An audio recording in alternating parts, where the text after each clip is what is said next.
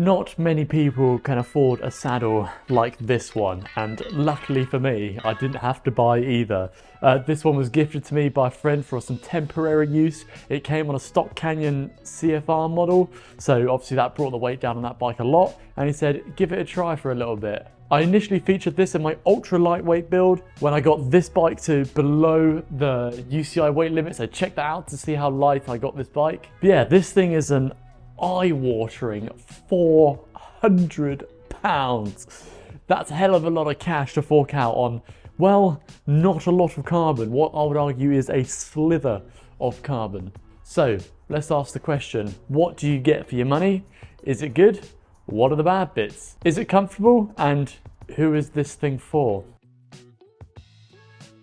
Well, let's get on to this thing's main purpose, because it is to save weight. It's basically there to make your bike as light as it can possibly get. The model is actually called the C-59, and you guessed it, that's because it weighs exactly 61 grams. I can give them a little bit of leeway. 2 grams difference on that kind of thing is probably really hard to hit the exact number, so it's well within tolerances. When you compare this 61 grams to this current saddle that I have on here at the moment, this is the Specialized Power Mirror saddle. This comes in at 201 grams. So it's quite literally 141 grams lighter just by putting this on your bike. So that is a mega weight saving. Let's talk about the design of this thing. And well, if you're used to Sella Italia boost style saddles, then well, it's pretty much the same damn shape really. As far as my eye can see, maybe there's a bit more of an indent in the side here where your butt sits, probably to cradle it a little bit more, try and spread that load a little bit. But apart from that, it looks pretty much bang on the same. One thing I will say though is that it is rather long. I don't think the normal Sella Italia boost saddles are this long, but this nose, it pokes out really far forward from underneath your legs. For the rails, we do have an oval design. These ones are 6x9, so it fits that kind of like specialized standard. I don't know if it comes in like a 6x10 as well. I'm not sure. You might have to change the clamps on your rails. Then it's basically a 2-piece construction. The rails are all 1 piece and it attaches at the front and at the back of the saddle. And yeah, it's basically just 2 layers of carbon, this thing. 1 for the actual saddle itself and then 1 for the rails. I've brought you in close to try and explain where you would normally sit on this saddle. So the first thing is really you want your butt to be in these grooves in the side. Honestly, if you are anywhere else on this saddle, you can totally forget about any form of comfort. Not that it's that comfortable anyway, more about that later. But yeah, what I found is that if you look at it compared to this rail, these rails are really short, which means you have very little fore and aft movement. And well, I just couldn't get the saddle far enough forward. So I was basically sitting bum back and my legs were almost pushing further forwards on the pedals rather than pushing down and upwards in a more circular motion, which I really didn't like. So if you have more of a set back position, then it might suit you. Or maybe if you run a 0 offset seat post where you're kind of 2 centimeters further forward anyway, then it might suit you as well. But it just shoved me too far back as my butt really wanted to be on the back of the cradly section right here. So what are some of the problems that I've personally had with this saddle? And the first one is actually rub. So to explain that, I said earlier that it has a very long nose on it, and my inner thighs always brush up and down on the front nose of the section because it just sticks out so far, and it just, every time it comes up and down, it just rubs and you can feel it every single time. It's not a sharp edge, so I haven't gone through any shorts, thankfully.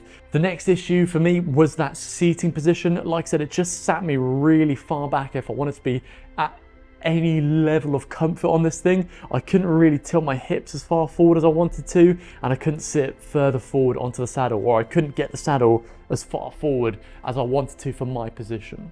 Like I said, a 0 offset seat post might fix that, but it is very limited. It has a very short range on where you can clamp these rails onto. The next issue is the comfort. So I tried to use this with 3 different types of bib shorts, so 3 different brands, and well, none of them really got along well with this thing for me.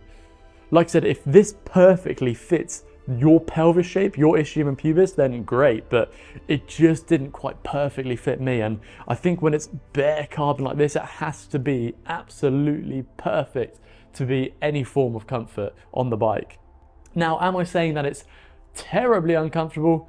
No, it's not. You just can't spend long durations on this thing.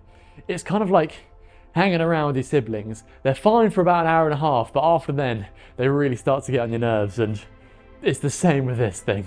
Short rides only, basically. Then the final problem with it is somewhat likely to be durability. It is very, very thin, and you can see the one that I've got here in my hands does actually have a small crack in the side of it. Now, the owner of this saddle doesn't know how they've done it. They don't know if they've leant up against something or if there was just too much riding weight on the saddle, although they're lighter than I am. I'm 85 kilos. But yeah, thankfully this little tear as well didn't go through any of my bib shorts either whilst I was riding it. But yeah, I mean, you can just see that it's just so easy to crack this thing, and that's because there's hardly anything to it. And that brings me on to my last question, which is, who is this for? And my answer is going to be, don't know.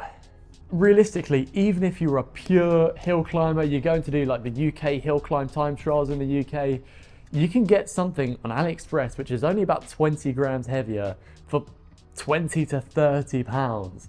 Why would you spend an extra 380 quid on something that's just going to save you 20 grams more on top of that?